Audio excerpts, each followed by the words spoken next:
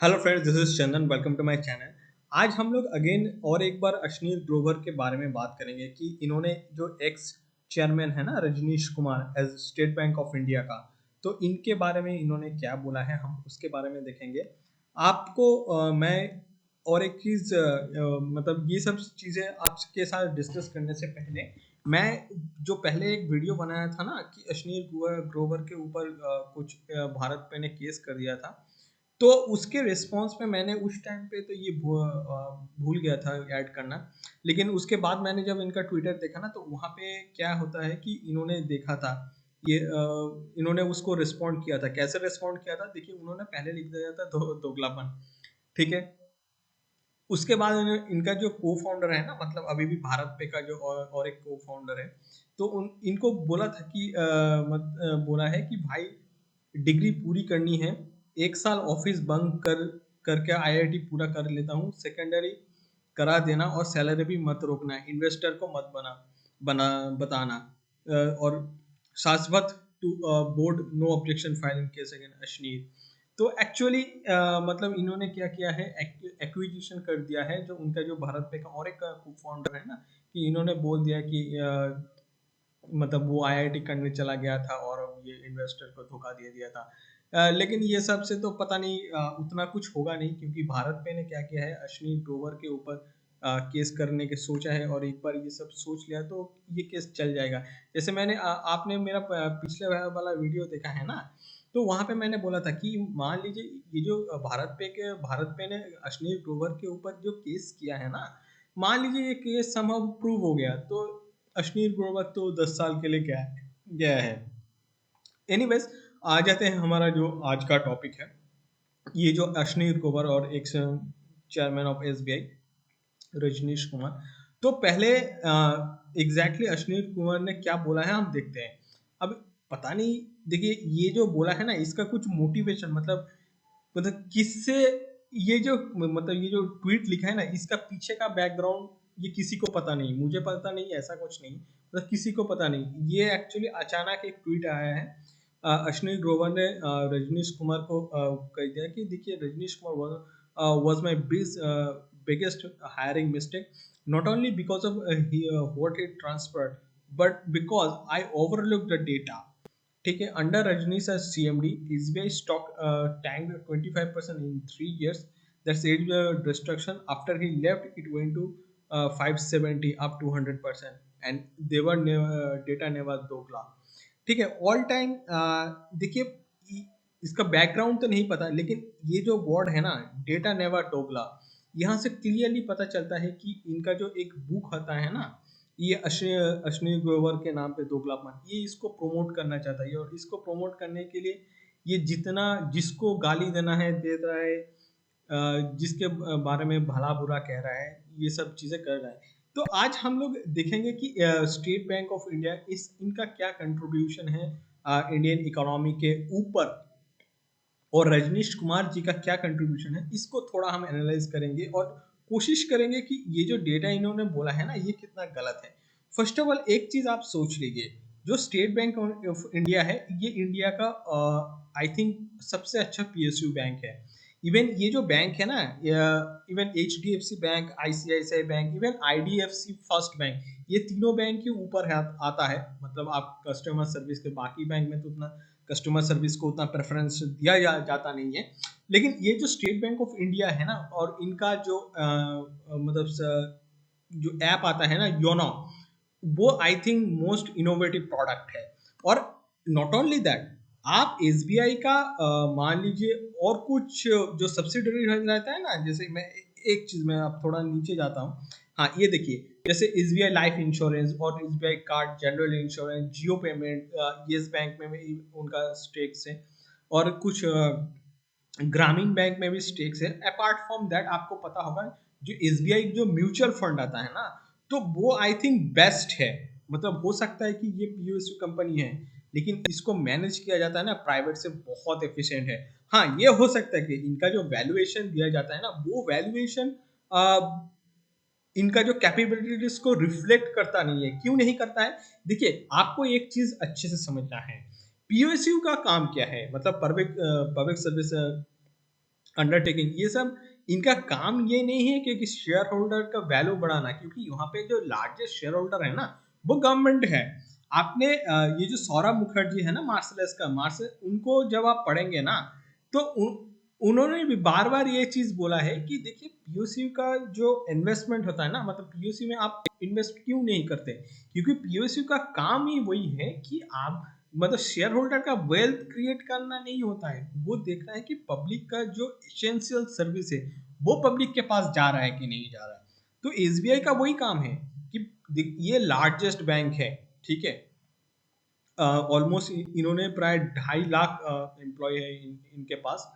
और ये I think मतलब यहाँ पे तो वो जैसे दिखा रहा है कि is SBI is the 49th largest bank of India. तो अब जो एसबीआई का जो काम है, एग्जैक्ट काम, कि जो गवर्नमेंट के, मतलब मान लीजिए बहुत सारा लोगों का क्या होता है, जो ग्रामीण एरिया जहाँ पे मतलब कोई प्राइवेट बैंक नहीं जाना चाहता है, वहाँ पे आप देखिएगा कि एसबीआई का एक ब्रांच है और वहाँ पे भी एक एटीएम है। तो मतलब जो अभी तो देखिए बहुत सारा जो ये आ गया है ना, भारत पे आ गया है, आपके बाद मान लीजिए फोन पे आ गया, गूगल पे आ गया, लेकिन उस टाइम पे तो नहीं था ना, जब मान लीजिए 2010-11 उस टाइम पे, इवन 2016-17 में नहीं था वो। ये तो रिसेंटली कोविड के बाद ही जब आरबीआई ने अप्रूव किया ना लाइसेंस फॉर गूगल पे, फोन पे, उसके बाद यूपीआई आना स्टार्ट हुआ है। लेकिन मान लीजिए आपके पास यूपीआई नहीं रहता तो यूपीआई का ऑल्टरनेटिव वही था योनो। आप आपको आपने योनो को यूज किया है ना, तो आपको ये पता चल जाएगा कि योनो बहुत अच्छा प्रोडक्ट है। तो मतलब आपको बोलने का ऑब्जेक्टिव यही है कि अ, जो पब्लिक सेक्टर यूनिट है उसका जो काम होता है ना, वो काम होता है कि जो मेरा जो मतलब जो अनसर्व्ड पीपल है, जो लोग जिनके पास उतना फाइनेंशियल बैकग्राउंड नहीं है, उनको सर्व करना, ना कि शेयर होल्डर का वैल्यू क्रिएट करना। जैसे ये जो अश्विनी ग्रोवर जी ने ये बोला है ना कि यहाँ पे जो शेयर प्राइस टैंक हुआ है, देखिए शेयर प्राइस टैंक हुआ है तो इसमें लॉस किसका ज्यादा हुआ है, वो तो गवर्नमेंट ऑफ इंडिया का ही होना हुआ है ना, क्योंकि गवर्नमेंट ऑफ इंडिया ही तो लार्जेस्ट शेयर होल्डर्स है। उसके शेयर को तो और किसी को नहीं हुआ है, राइट। तो ये तो मैं इसको मतलब इन्होंने जो बोला ये तो गलत है ही है।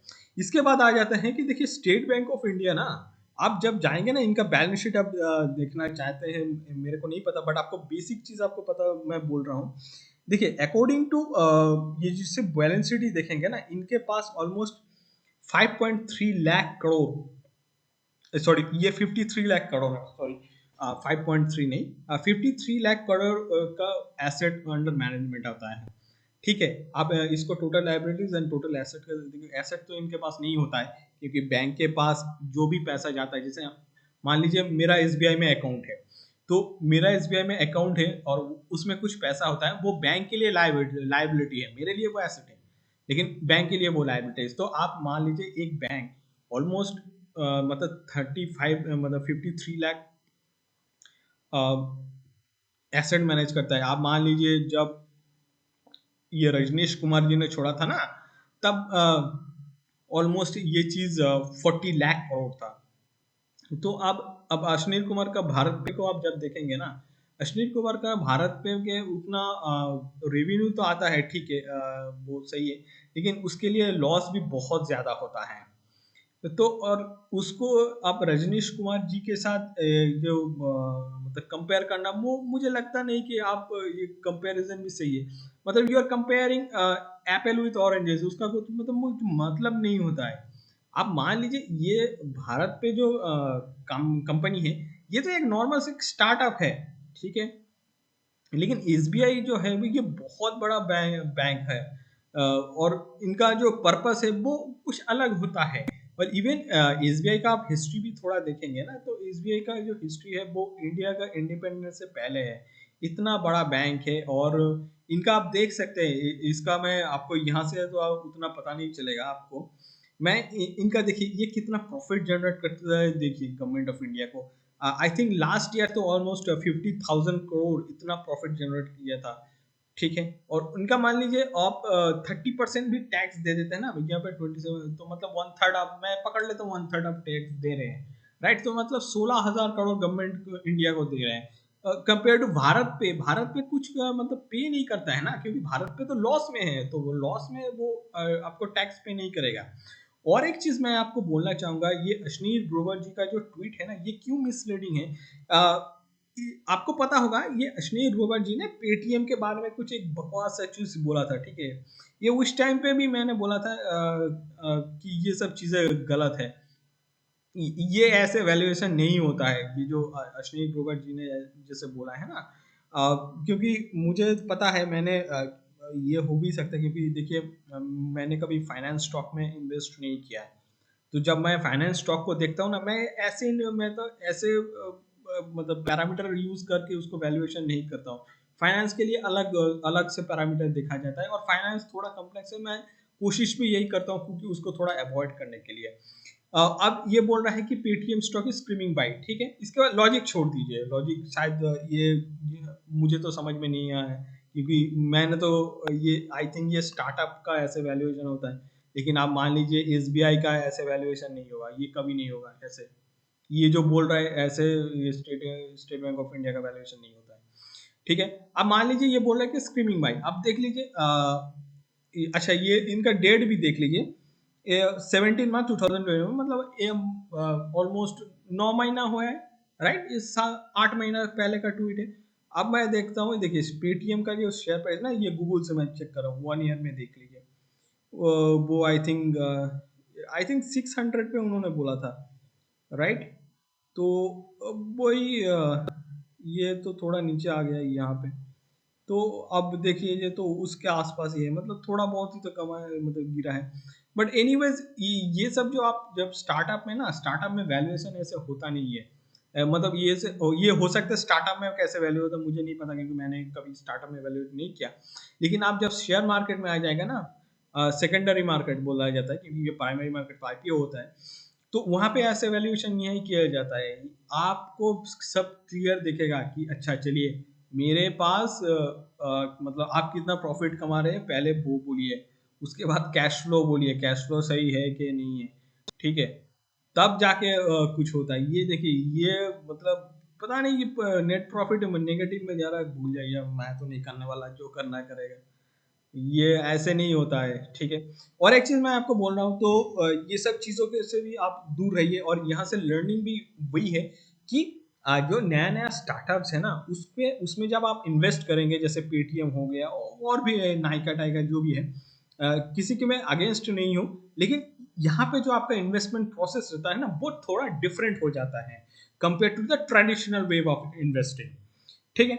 उसके बाद ये जो अश्नीर ग्रोवर जी ने जो रजनीश कुमार जी को बोला है, ये सीरियसली ह्यूमिलेटिंग है इनके लिए। बट फिर भी मैं आपको बोलना चाहूँगा कि रजनीश कुमार जी का सबसे बड़ा जो अचीवमेंट है ना, एसबीआई में काम करने मतलब एसबीआई में, वो है योनो ऐप को लॉन्च करना। मैं आपको बोलता हूँ, आप जब योनो ऐप को देख रहे हैं ना, ये दो जो चेयरमैन था ना, जैसे पहले था ये अरुंधति भट्टाचार्य, इन्होंने एक्चुअली ये उस टाइम पे चेयरमैन था, और रजनीश कुमार आई थिंक मतलब कुछ मैनेजिंग डायरेक्टर, मतलब कुछ हेड टाइप का होगा, एग्जैक्ट चेयरमैन के सर जस्ट नीचे।